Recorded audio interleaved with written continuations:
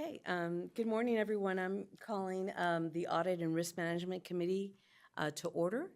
Today is, tell me again, it is September 18th on Thursday, and we're starting our meeting at 9. So welcome, everyone, and thank you. So today's an exciting day. Before we get started, Courtney, can you please do roll call? Certainly. Ms. Wyatt for Treasurer Ma. Here. Dr. White Here. and Chair Sotelo. Here. We have a quorum. Wonderful. Okay, so committee members, before us is item number 2, the approval of the meeting minutes. Are there any changes or objections to the minutes as presented? No. No? Okay. So hearing none, the minutes are deemed approved, Courtney. So wonderful. So we are here today to interview our upcoming contract with our auditors, our new auditors. As announced back in February of 2025, the current independent auditing contract is set to expire at the end of December of 2025. And in line with our responsibilities under the committee charter, we are tasked to conduct interviews and interview and select a successor to our auditing firm. So we're very excited about that. Today we will be interviewing 2 audit firms.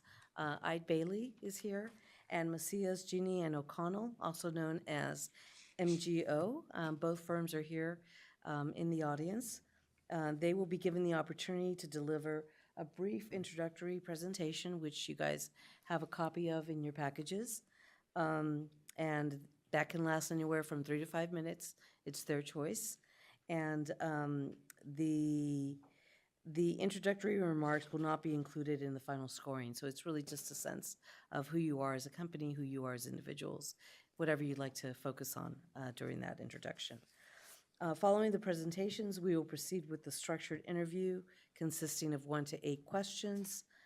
Each question will have an expected response time of about 5 minutes. I can give you a 1-minute warning so you know how to wrap it up, and I can just signal to you so you have that information. You're allotted 45 minutes, so we should have plenty of time to answer all 8 questions. Once both interviews are completed, I ask the committee members to take a look at their scoring and score in real time so that we can compile the responses. And during our board meeting, we will announce the selection of the committee.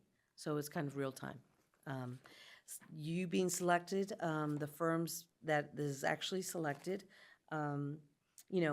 we will be authorizing staff to enter into contract negotiations, and the transition won't happen until 2026 if those negotiations are successful.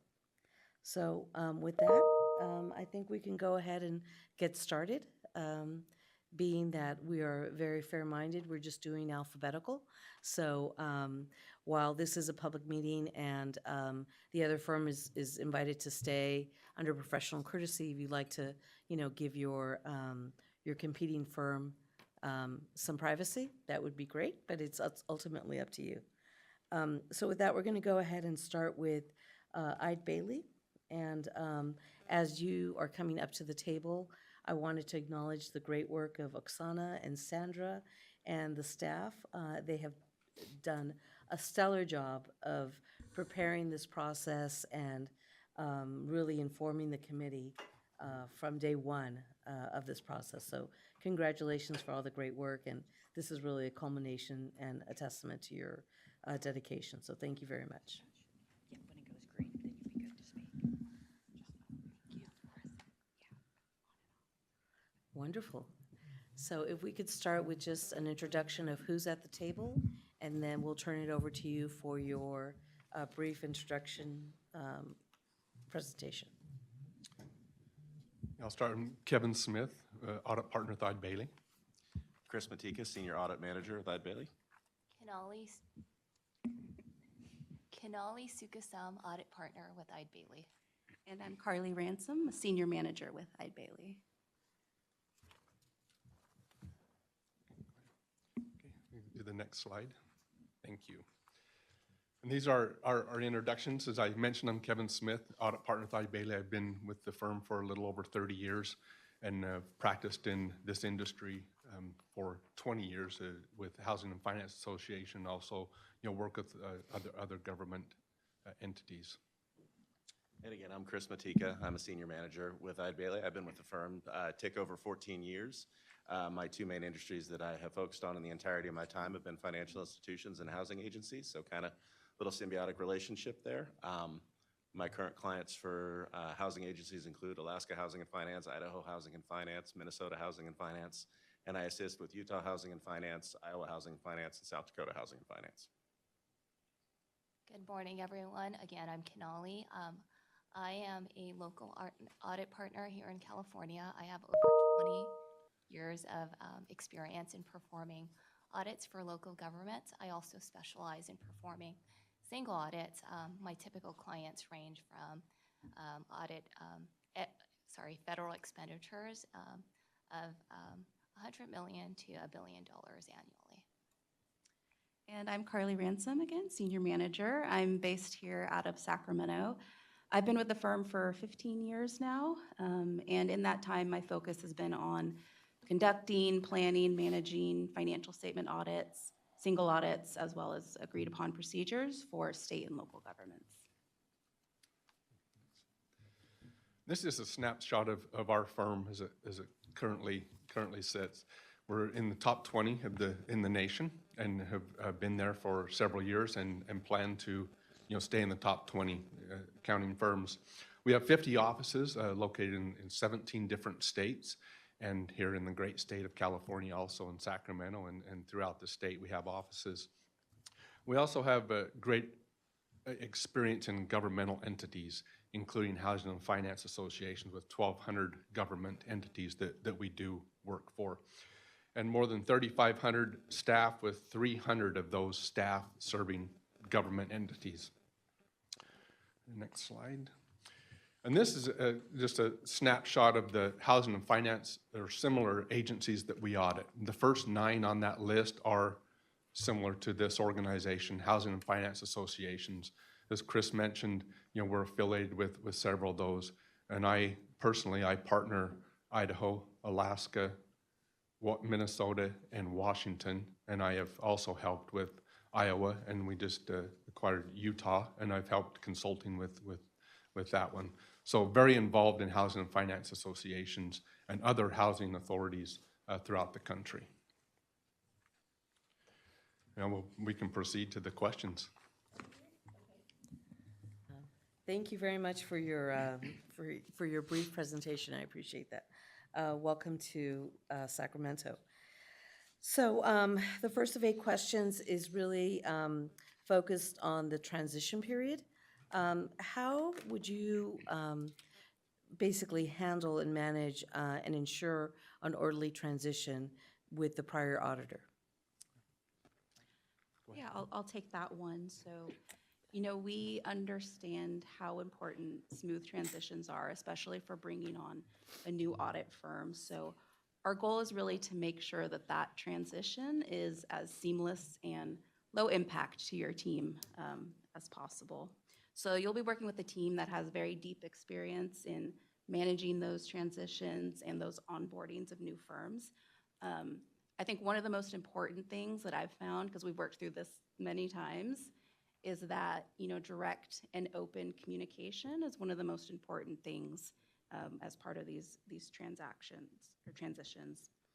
So early on, we'll meet with your team to gain an understanding, map out timelines, priorities, preferences, maybe any challenges that you had in your past audits that will help us with the transition. We'll also come up with a communication plan to make sure that we have regular check-ins during the audit, which those are really essential to make sure that we're all on the same page, aligned, and aware of the expectations. We'll also use prior year information and leverage prior year information where that makes sense. For example, we'll start with your prior year auditor's PBC or request documentation list, because that's what your team is used to, and that's what they've been working off of. So we'll use that tailor that for maybe any additional items we need, just to kind of keep that consistency so you're not, reinventing the wheel. We'll also, if appropriate, we'll review prior year audit or work papers. That helps to give us a sense of the different risks, the methodologies, documentation, just so we can have a high-level understanding of that, where again, we're not reinventing the wheel and we're coming day one able to hit the ground running. I also wanted to point out that we are the auditors too of two major enterprise funds in the state. These funds roll up into the state ACFR, so we are familiar with some nuances and unique situations of being a state agency that has a separately audited financial statements. For example, the two agencies that I work with, we know that their OPEB and pension information is allocated by the state controller's office, and usually that doesn't come until a little later in the process, which historically, that's kind of potential for creating bottlenecks because that information is needed to prepare the financial statements. So working with those agencies, we really collaborated. We worked as a partnership to come up with a plan of, we're going to start the audit when you're ready. We're going to audit around those numbers, get as much as we can done, and then once those numbers come in, we'll regroup, close out the audit, and get the report issued. So that plan worked really well for those agencies, and we'll kind of bring that same solution mindset to this agency when transitioning to make sure that you're meeting your financial reporting deadlines. I think as potential new auditors, we really just want to make sure, as I said, the transition is as smooth as possible. Bringing on a new audit team should be a positive experience, which that's how we have encountered these in the past. And they bring opportunities to bring a fresh perspective as well as hopefully value with the new audit team. Wonderful. And not necessarily, I'll piggyback a little bit there. We mentioned the PBC or the prep guide, and this is not necessarily part of the transition, but it does play into it as well. We like to look at that as a living document. So not only will we start where you left off from the last time and be able to look at it and say, okay, well, what is applicable? What do we need? What do we not need? We like to do a rehash at the end of each financial statement audit as well and go through that prep guide and revisit it and say, okay, these are the, for argument's sake, 200 things that we asked for. Out of those 200 things, what did we need and what did we not need, so that we are helping, optimize your time and you're not providing support for us that we're not needing, and we're not constantly coming to you and saying, oh, we also need this, we also need that. So that's always a great thing to do at the end, is basically make it a living document and adjust it on an annual basis. Great. Thank you very much. Marina? Good morning. How does the firm approach audit planning and risk assessment? What best practices do you recommend for strengthening financial reporting and risk management? And what methodology is used to determine materiality? All right, so I will start off on that one.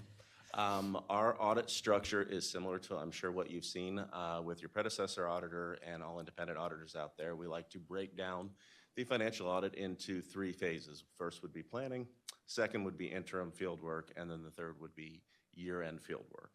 And then in that initial assessment, especially with the first-year auditor, that planning phase is to gain an understanding of who you guys are as an entity, how you operate, what your processes and procedures are, what your internal control structure is, all of the things that make you tick. What makes you unique from other housing agencies?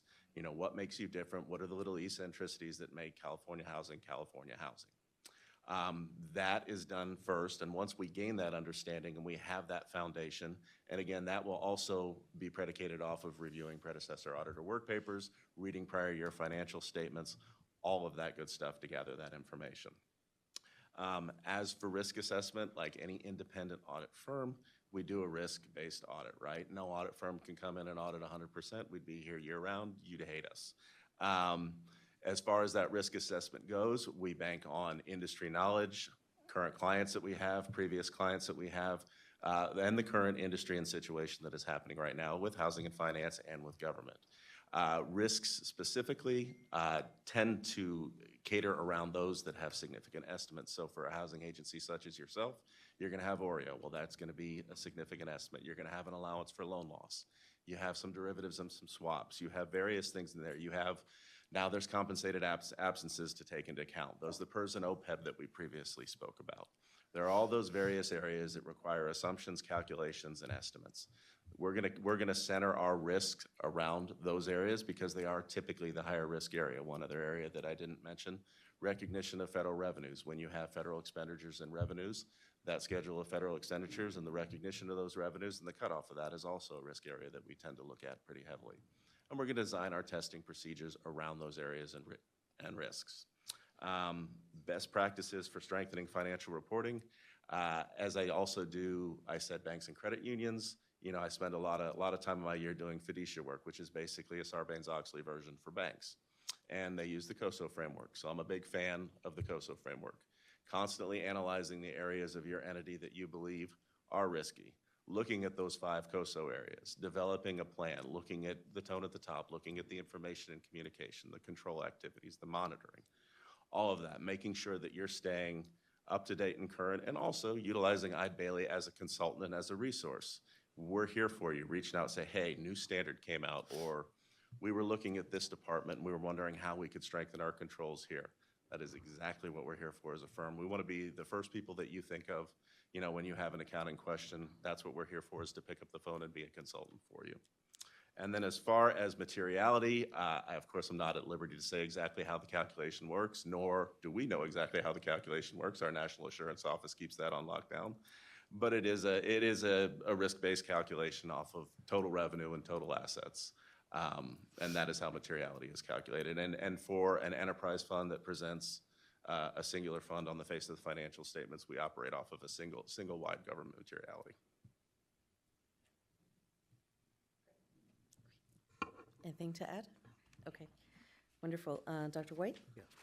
Good morning. How does your firm handle situations where there are differences of opinion with management's findings? How do you manage communication and documentation regarding these differences? All right, I'll take that question. Our philosophy to findings is there are no surprises to findings, right? We like surprises on all aspects of our lives, but not when it comes to findings. So there are instances in audits where we have to report out findings. However, there are multiple discussions that are taking place prior to a draft even being prepared. So in our weekly status meetings, there is a section identified as potential exceptions, and that's exactly what it is, potential exceptions. So in those meetings, we hash out, are these really exceptions, or are there other scenarios in which our team hasn't taken into account? So in those weekly meetings, that's where, you know, we'll either conclude that it is an exception, or we'll resolve it, and then the finding isn't drafted. So we want to make sure that before the finding is even drafted, everyone is on the same page as far as whether that finding exists. One of the things that we also do is we never present findings that are in final form. We always provide findings in draft to our clients. We've been in this industry long enough to know that sometimes there's one word in which management doesn't like that we can modify to alleviate agreement within the finding. So after the draft finding is presented to our clients, there's edits that are made so that, you know, the finding is a statement of fact, and we agree on the finding before it's finalized. So that's our approach to findings and disagreements with management. So in the end, there are no disagreements because everyone has agreed with the finding. And I'll add just a tick more too. With the size of the firm, as Kevin mentioned, we're a top 20 firm. I believe we're number 17 at the moment. We also have and are able to utilize our National Assurance Office and our Governmental TIC Committee and our contacts at GASB itself. And should something rise to the element, I mean, and you can't say it will or it won't happen just to have it out there. We have multiple times in the past been able to get everybody on the phone, GASB included, Eide Bailly, the national office, the client, GASB, hash through the discussion, the issue that we're having, work through the finding, come to a uniform conclusion, and make sure that absolutely everybody, including the governing agency, is on the same page.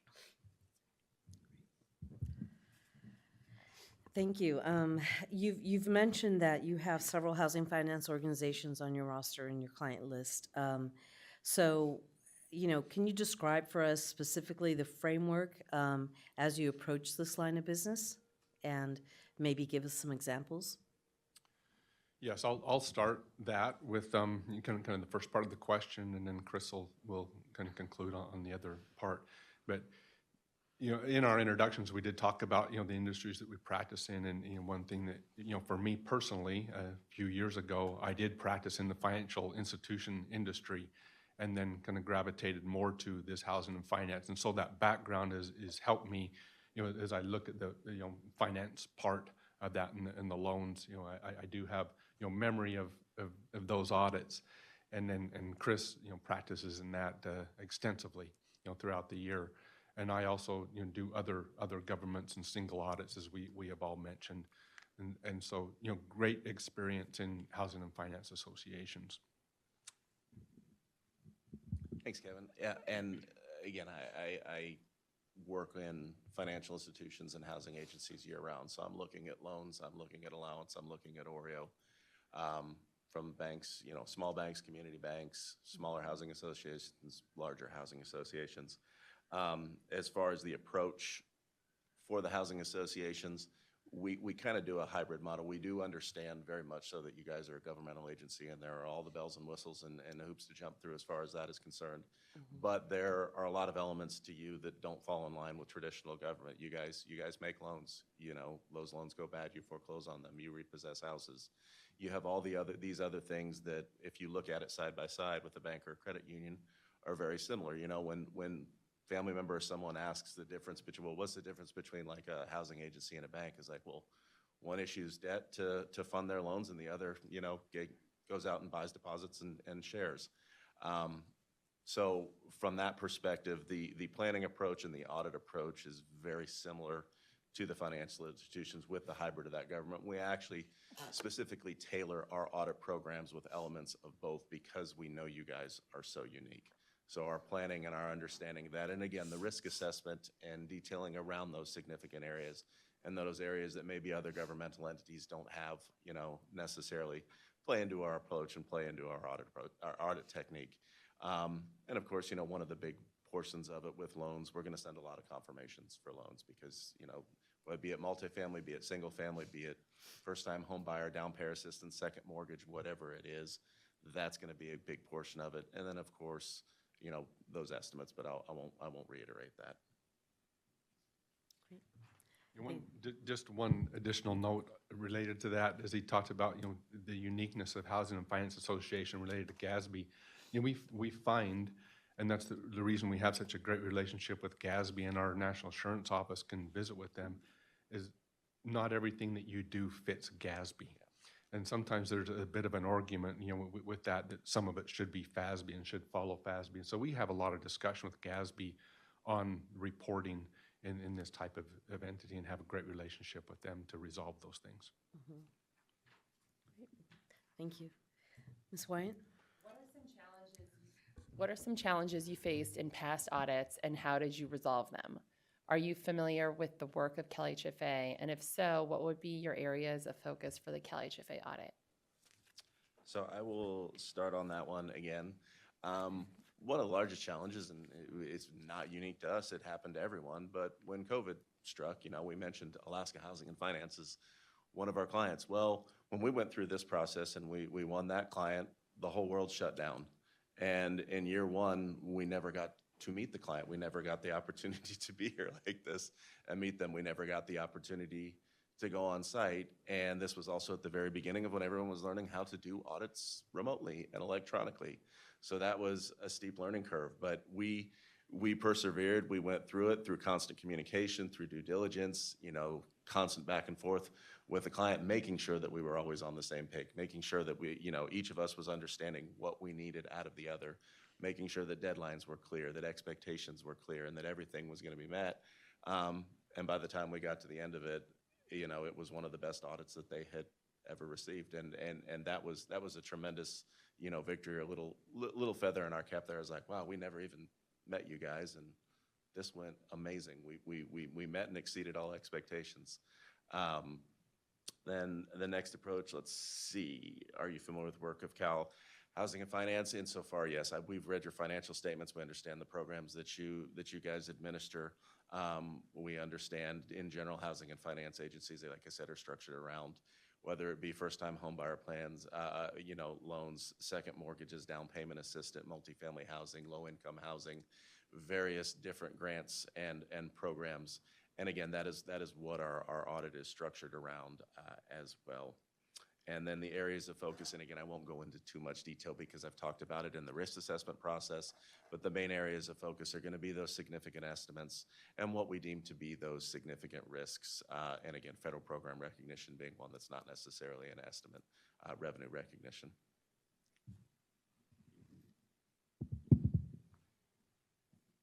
Okay, next question, Dr. White. Sure.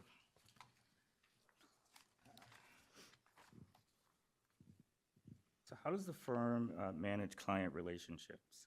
What is the level of partner involvement in the audit engagement? And what will be the communication process between your firm and CalHFA management? Yeah, thank you.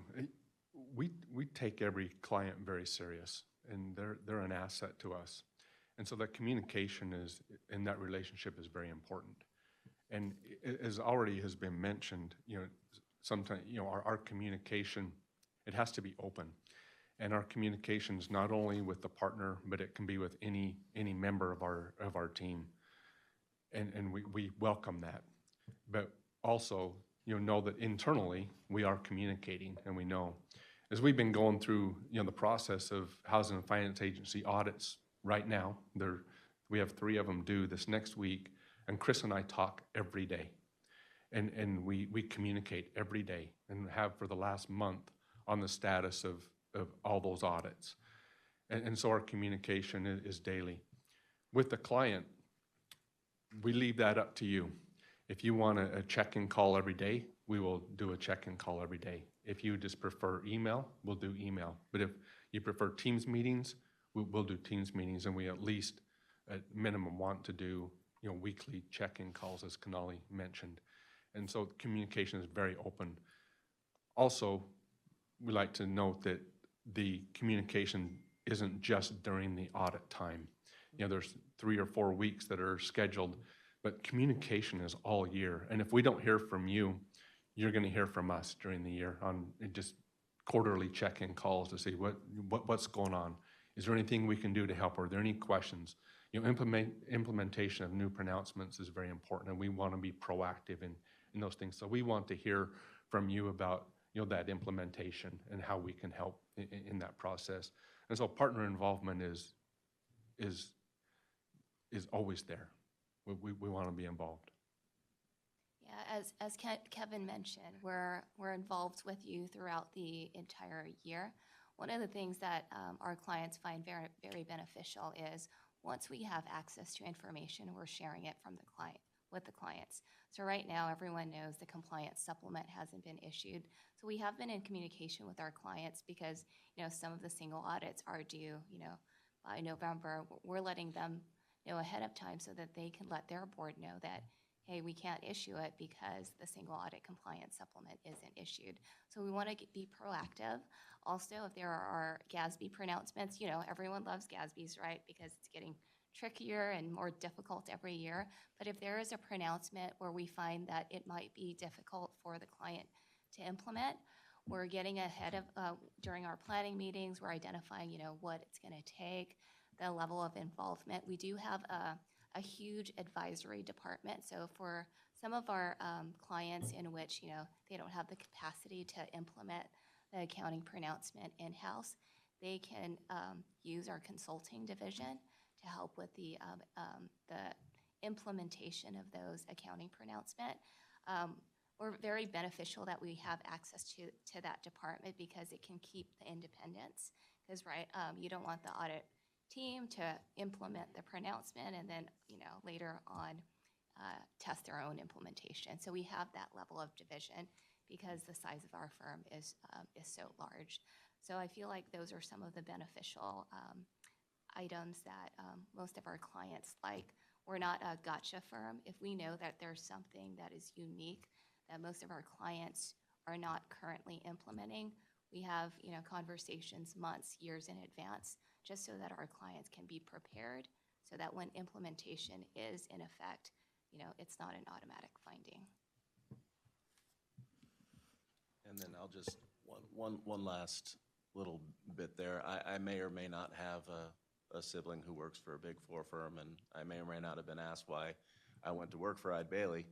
And when I looked at it, I said, well, we're kind of the best of both worlds. As we've mentioned multiple times, we have the oomph and the power and the resources of the Big Four. We have the national office and the technical issues committees and all of the necessary connections with GASB, all of the trainings and continuing education, but we still very much have the feel of a smaller or a local firm.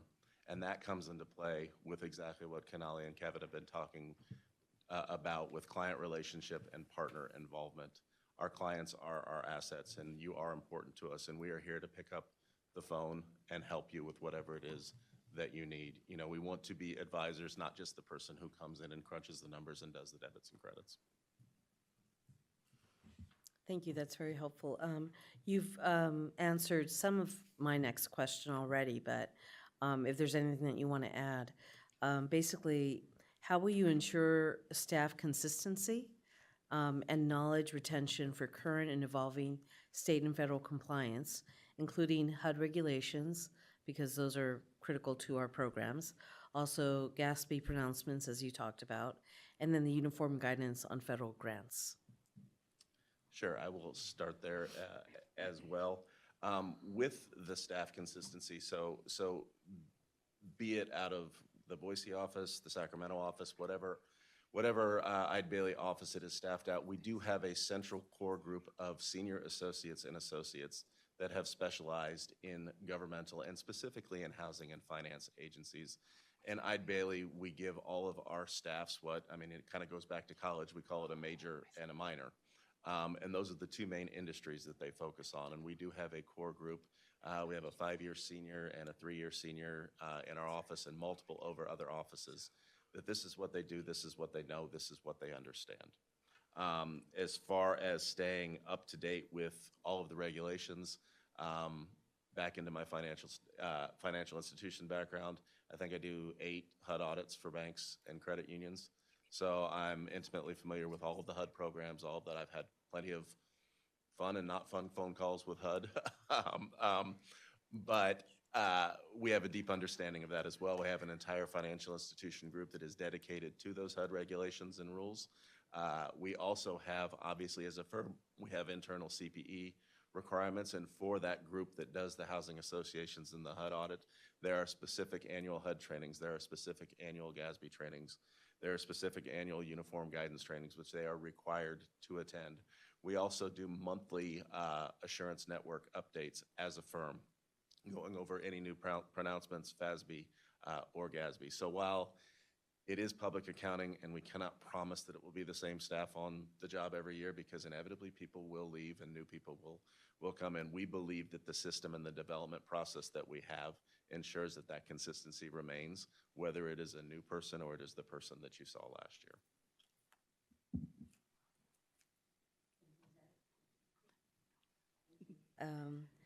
Ms. Wyatt? What type of technology do you use to support the engagement, including how client information is obtained and stored? How does your firm ensure confidentiality and data security during audits? So we use SureLink, which is a secure encrypted online portal to request and receive documents from clients. It keeps everything organized in one place and allows your team to upload files to this portal without relying on email. You can also track the status of each request within SureLink in real time, and organizations that we work with have appreciated kind of the tracking capabilities, so they can see at any point in time what's still outstanding, what's been provided. So our organizations that we work with have been really happy with SureLink. So as I mentioned, client information, it's stored securely, and we can limit access within SureLink to just the engagement team, as well as just key contacts on your team as well, or whoever you need to grant SureLink access to. So we really do take care to handle all client data with discretion and use tools to protect sensitive information throughout the audit. And we also train our staff as well on, security sensitivities around certain information, just to make sure that, they're aware of any security risks and that client information is being properly secured. Are you guys familiar with ShareLink at all? I'm just curious. No. So one of the features, and I'm by no means an expert, our seniors and staffs know miles more than I do, but one of the aspects that I really like to piggyback off of what was just said is you can basically take the prepared by client listing or the prep guide and import it directly into ShareLink, and then it lists it off by audit area and numbers it off. So it is extremely clear as to what you're requesting. This is cash item number 3. This is loan item number 7, whatever it may be. And as was mentioned, you can track the status of each item. You can also go in there and leave comments or questions. So if we request something and staff says, hey, I'm not really sure what you're looking for with this, they can upload something and then leave a comment and say, this is what I think you're looking for, let me know if it's not. So not only do you get that communication back and forth via email and phone call, you get it directly on the document itself. And that also helps us go back when we do that rehashing of that prep guide at year end. We can look and say, oh man, we had a ton of questions over this item. Like what can we do to clarify this? What can we do to make it better? Or do we even need this? Yeah, it's a fantastic program. Would your team do training of our staff for that? Yes. Yes, we do have a brief training program to go through that software. And one thing I will note also, when you talk about security, and when we do our testing in our testing work papers, when we take it from ShareLink to our testing work papers, we do not include names, loan numbers, payroll information. The numbers are there, but the names are not attached. So we leave that out, for security reasons. Great. So it looks like you've answered all our questions very effectively and efficiently. You have some time left over. Courtney, I believe we have about maybe 5 minutes left over in the period.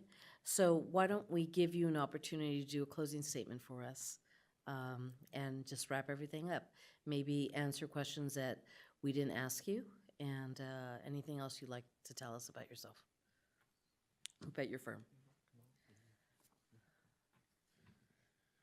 Well, we appreciate the opportunity to be here. And as we mentioned, we have a lot of experience in this area, specifically with Housing and Finance Association, and you would be a valued client to us, one that we would take very serious, one that you would get our attention, and we look forward to that opportunity to get to know you more and to better understand what you do and how you can continue to serve the great state of California. And we are willing and ready to serve you. And I'd like to say too that, and I mentioned a little bit about why I thought Eide Bailly was special, and I'll just say that we're the biggest little firm that nobody's heard of. We're a top 20 firm. When you say Eide Bailly, people go, who? But this firm is a fantastic company and a fantastic firm, and I'm very proud to work for it. And again, you would be a very valued client of ours, and you would get our full attention. And the housing finance agencies is one of my core industries, and I would look forward to working with and serving you guys to the best of our ability. Wonderful. Thank you for taking the time to be here, answering our questions, submitting all your information. We really appreciate it. So with that, thank you very much, and we'll give the committee a couple minutes to summarize their scoring. As we make the transition to the next group, Courtney, if you could have the other firm come out for us, please.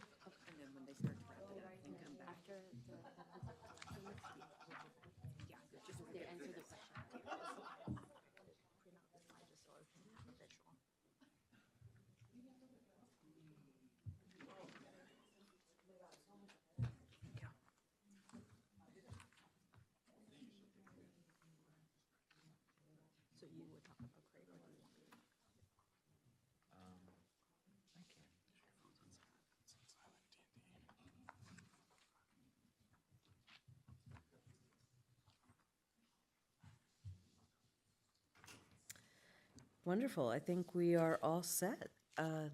Welcome. Thank you for stepping out. That was very courteous of you. We appreciate that. I want to go ahead and have you introduce your team that's here, and then you can go ahead and start your presentation. As I said before, you'll have 3 to 5 minutes for your opening introduction, followed by 8 questions where you'll have up to 5 minutes for each of those questions. And then at the end, I'll give you an opportunity to give us a closing statement and tell us anything that you didn't tell us during your questions. Great. Okay, so with that, I'll turn it over to you. Thank you for having us today. Can you hear me okay? Okay. Closer. Good morning. My name is Annie Louie. I'm the proposed engagement partner for this engagement. No. Okay.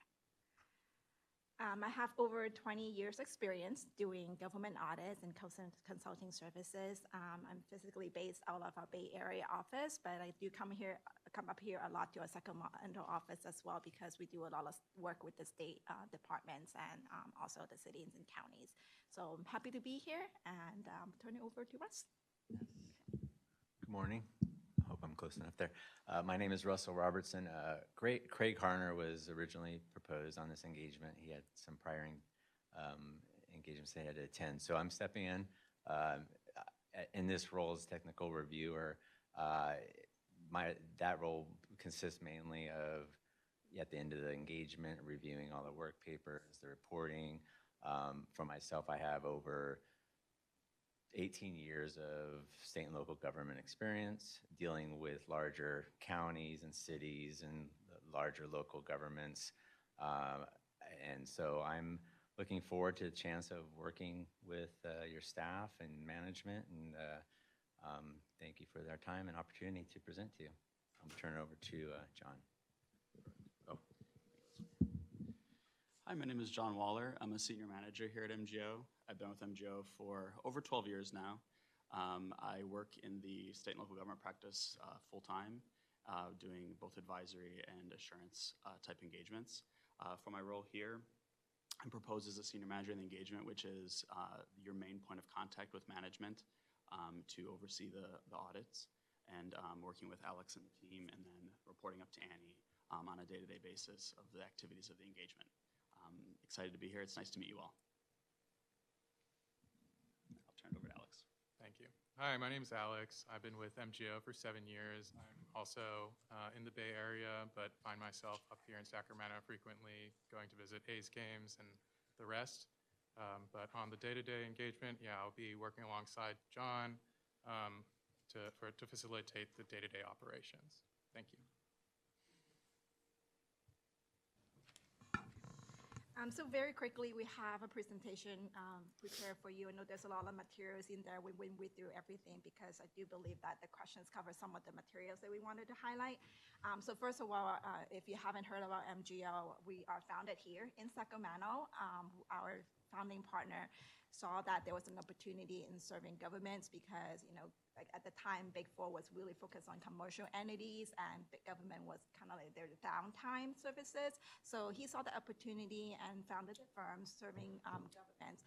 We've since diversified our practice, but government practice is still our bread and butter, so to speak. And as you can see in the proposal and also highlighted here on the slide as well, we really take pride in being the thought leader in the industry. Our partners participate at standard-setting bodies, ASCPA's government expert panel. We also participate in GASB task forces. Actually, one of our partner, he's the leader in our government practice. He actually participated on the GASB 103 task force that will be effective in a couple of years. We are also committed to service excellence, and as you will hopefully agree with us in our presentation, one of the distinguishing factor of our firm is that we really focus on relationships and being collaborative with our clients. So with that, let me turn it over to Russ. Great. And Russ, can you move the microphone in front because we are recording? So, and there's some ambient noise going on, so.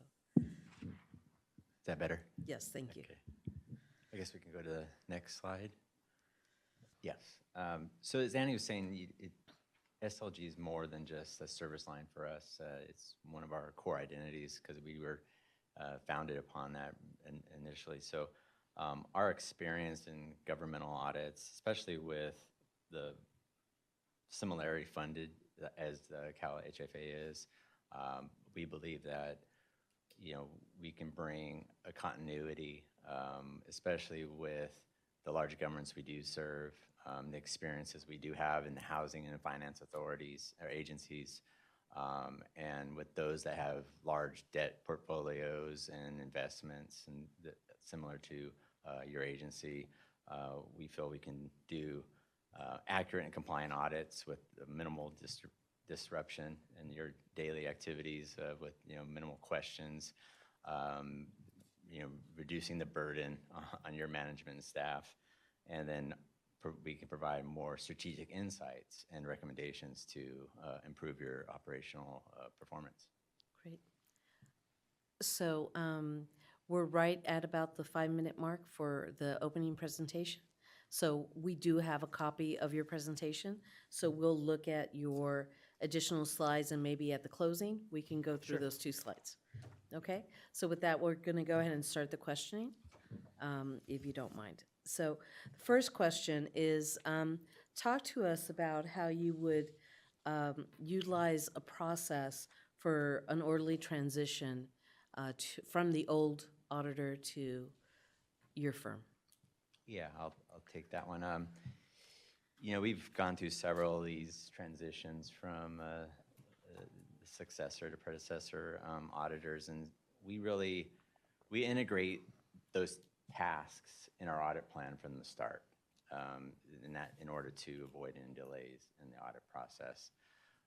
We really start with the planning meetings we will start with the planning meetings with your agency management, and to identify any risk, changes in any operations, or your expectations over the audit process. Those change over time, we know that.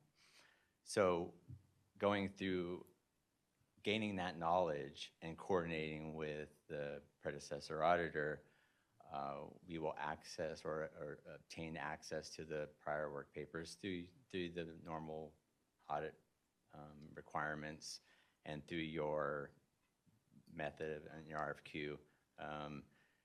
We will review the prior year audit documentation, and incorporating the understanding that we learned from you during our initial meeting, as we analyze both your ACFR and those prior year audit work papers. We really understand. We learn your entity. We understand your historical context, knowing what the audit scope really is and all your deliverables. So, and with that knowledge, we focus on any prior audit adjustments you had, any recommendations. So just to build on the prior continuity that you had from prior audits. We're not here just to drastically change everything. So we want to work with you and collaborate with you on going forward and your future endeavors on your operations. So, but even after the initial meeting that we have with the predecessor auditors, we typically keep an open line of communication, just in case any unique transactions pop up or unusual accounting that is maybe different than the norm, just to make sure that we leverage their institution knowledge, so we don't have to keep burdening you with questions, and so we fully understand what your operations are all about. And then assigning experienced staff with knowledge of housing finance agencies to maintain that continuity that you had in the past, and again, to minimize any disruption going through the audit process. Furthermore, for the first year, because there is an elevated audit risk for the transition year, our focus will be on certain areas, especially the beginning balances. We make sure utilizing the prior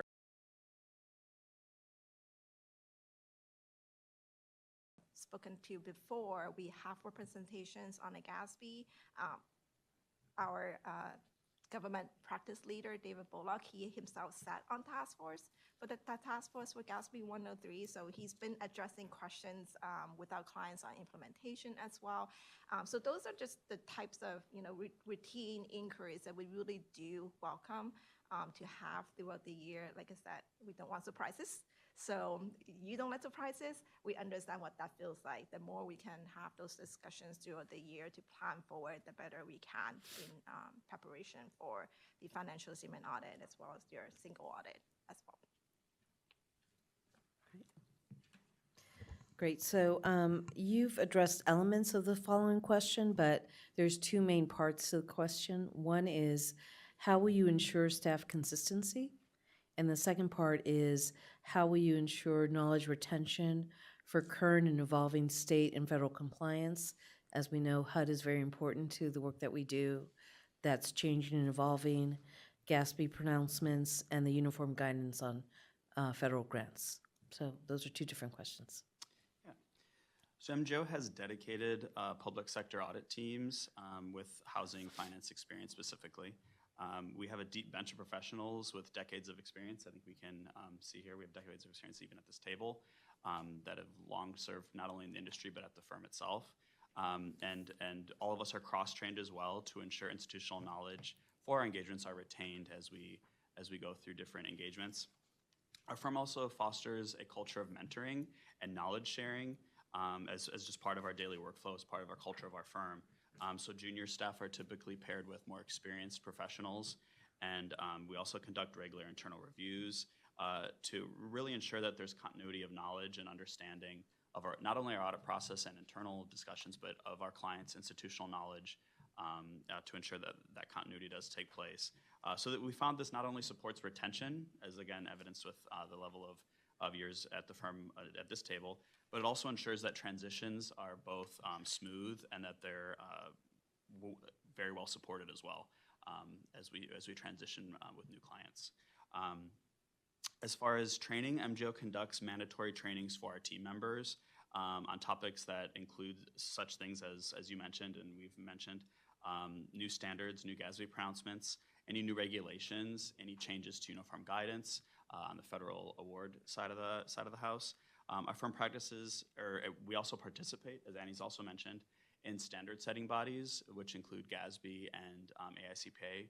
We've had involvement with our executive management on those various leadership panels. So this keeps our professionals up to date with all the most recent updates and things that are coming down the line. And it also provides us with those boards and being involved in those boards and panels provides us with a direct access to those boards and to that knowledge to have questions posed to them and get our answers efficiently. If we do have a technical question of an accounting or auditing matter, that we are involved in those standard setting boards to get those matters resolved quickly and so the audit can remain undisrupted. Our firm also utilizes centralized documentation and audit tool technology to retain that institutional knowledge that we've been talking about. Our audit methodology integrates checklists and various templates. And these are designed to align with all the regulatory requirements that are required to audit your entity. That includes HUD regulations and any uniform guidance regulations as well for the federal award amounts and requirements. Again, our tools here ensure consistency and accuracy with those regulations and with auditing standards that we have to adhere to. And again, is a good tool for us to make sure our audit goes smoothly and that we are issuing our reports timely. If you had anything. Yeah. So this is me being involved. Well, thank you, first of all, for turning the slide back on. This is exactly on point of the question here.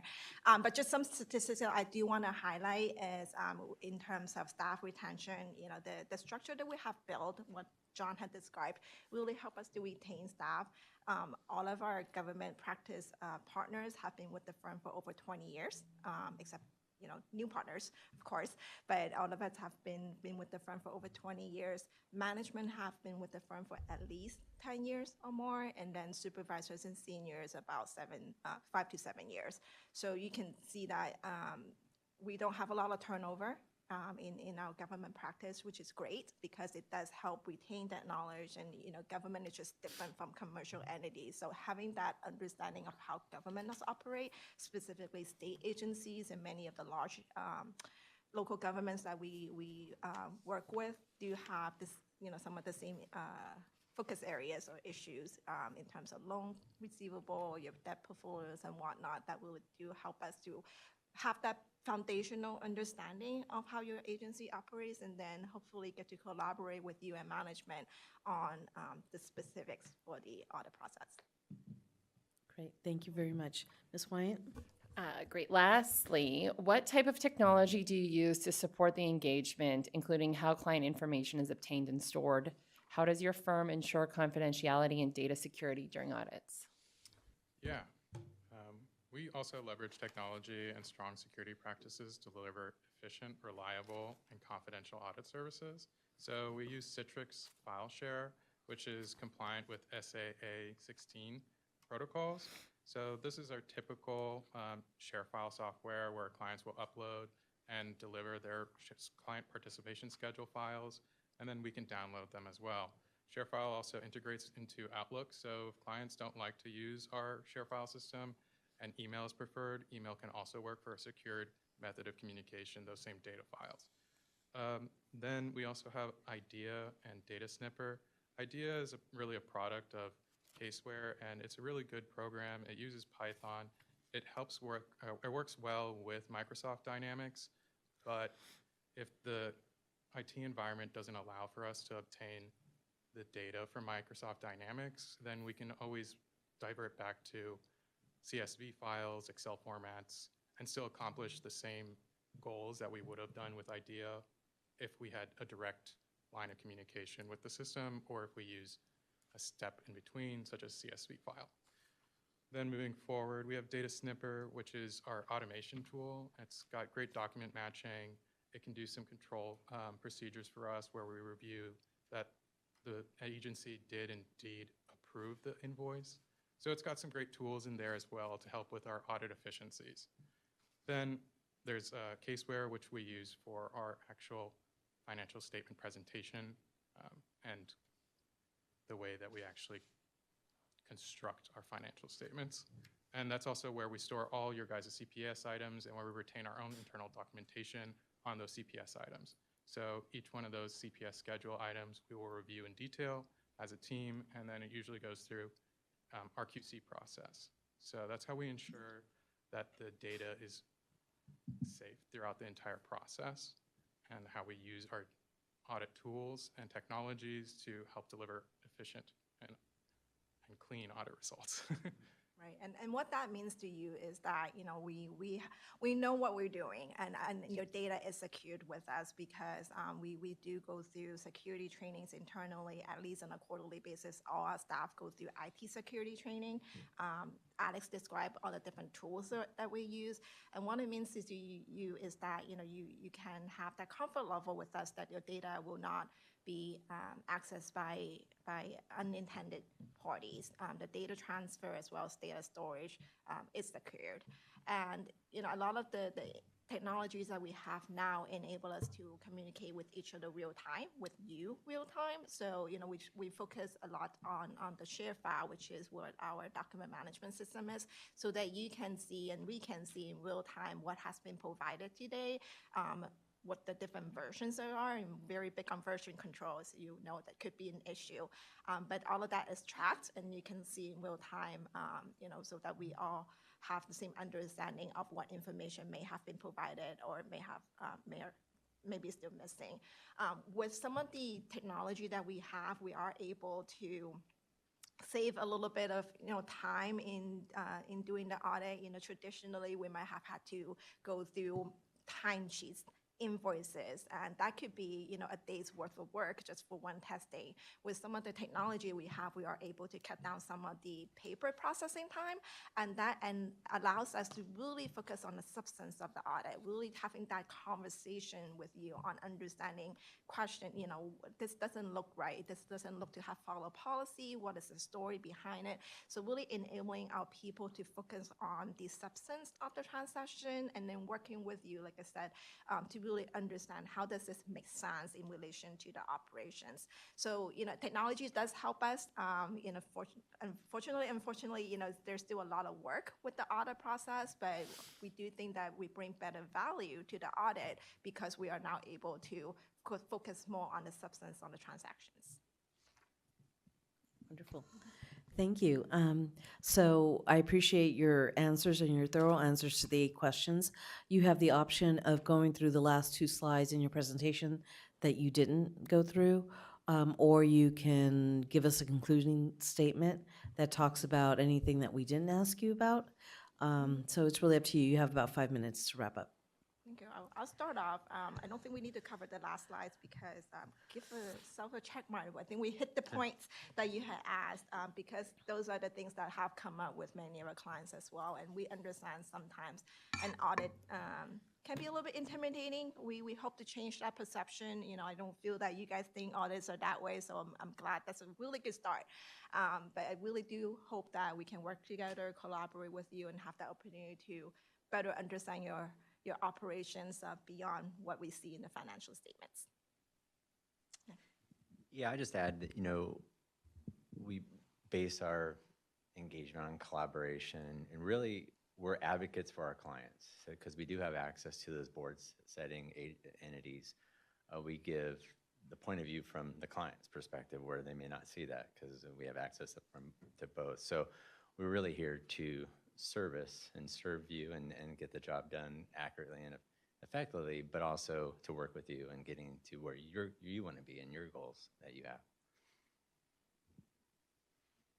Thank you. Okay, anything else? Yep, you got some time. We look forward to the opportunity of working with you. Great. Okay.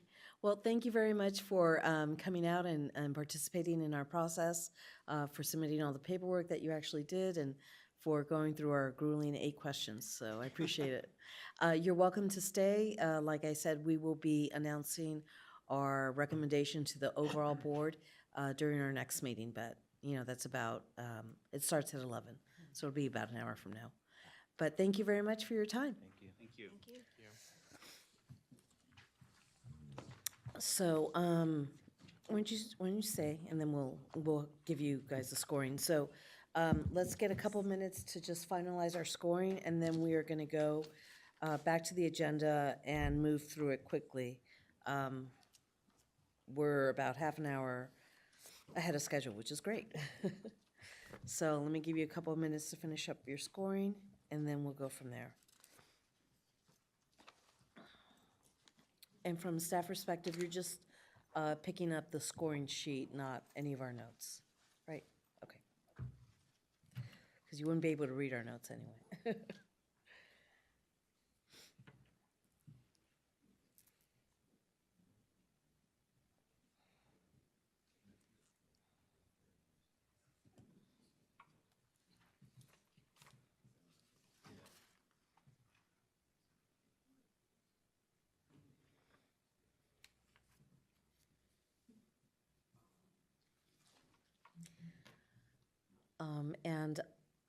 I don't know if staff wants to go out and let the firms know that they're more than welcome to stay through the next meeting, but it's up to them what they decide to do.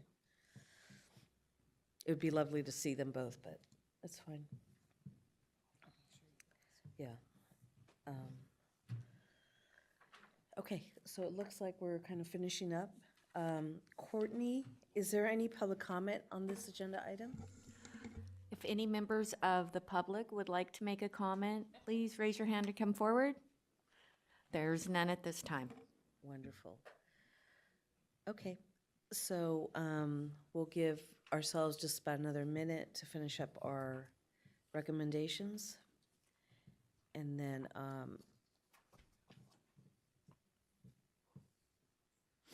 I did not total it, so you guys will have to total it. Great.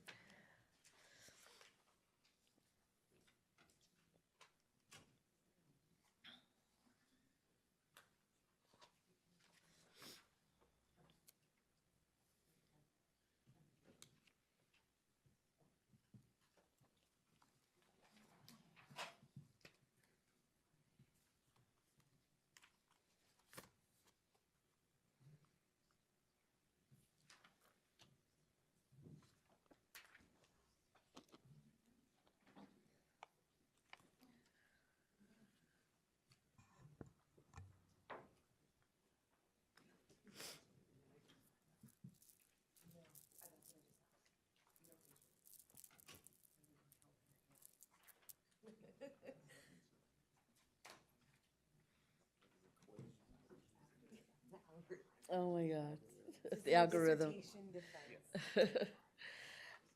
Okay, so let's go ahead and move on to item number 5 on the agenda. We have the annual review of the committee charter. In talking with staff, there is no recommendation for any changes to the charter at this time. What we did today was a nice mandate of the charter to have us be more involved and more directly selecting the firm that will do our audits. I think this iterative process was a really good one, and I really, again, want to commend staff for such a great job that they did. So do any of the committee members have any suggested revisions to our charter? Have you gotten a chance to take a look at it? I don't have any. Nothing, no changes? Okay, no changes, okay. So we'll move on to other committee matters since we have no changes, and I don't think that we need public comment on this item, Courtney, do we? Okay, no public comment needed. Okay, so do we have any other committee matters to discuss? I think our next meeting is scheduled for when? We're looking at next year for our next meeting. There's a possibility of a December ARM meeting, but that hasn't been determined. Okay, great. So we will leave it to staff if there is anything that we need to do to report back on the transition between auditors in December. That might be, something that we can do briefly if that's necessary, but if not, we'll continue for next year. Staff is waiting for the outcome of the Department of Technology audit. And then once we kind of have more, it's a check-in audit, so it's not a full audit, but we are not anticipating being able to share the outcomes in December. So that would be the determining factor for the committee. Okay, great. That's wonderful. Okay, so with that, we're going to go ahead and go to item number 7 for public comments. We'd like to invite any members of the public to comment on matters within the committee's authority. Yeah, and if anyone would like to comment, please come forward. And there's none at this time. Wonderful, okay. So with that, I think we can, if the committee members don't have any other questions or issues, we can go ahead and adjourn early today. We saved some time, so gives you back a little bit of your morning. But thank you very much again to staff, and if we get the results, we'll go ahead and report that back to the larger committee, the larger board. Okay, so with that, we'll go ahead and adjourn. Thank you very much, everyone.